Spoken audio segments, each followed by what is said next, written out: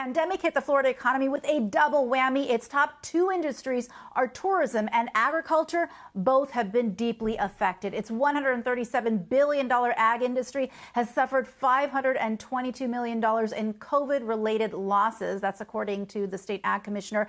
The closure of restaurants, schools, and hotels abruptly dropped demand this spring, and Florida farmers had to plow under crops and dump millions of gallons of milk. The state's ag commissioner says shelter-in-place policies rolled out right at the peak of the spring harvest. There was no place to sell it to. They hadn't, obviously, when they were first harvesting and they first were planning for the harvest season, they weren't anticipating the food service demand completely plummeting. Florida produces more than half the nation's oranges and grapefruit and about a third of the country's tomatoes, bell peppers, and cucumbers. All told, the state exports nearly $3.5 billion worth of ag products to other states. And data from last week showing Florida's produce shipments are still down year over year by nearly half.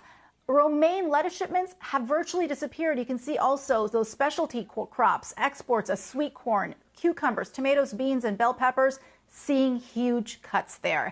And looking ahead, Rabobank tells me if we see even more closures in October and November, Kelly, that would hit the beginning of yet another harvest cycle in Florida, which could be yet another economic punch. Yeah, those numbers are horrifying, Aditi. So why is, of all things, OJ prices, the price of orange juice, up this year?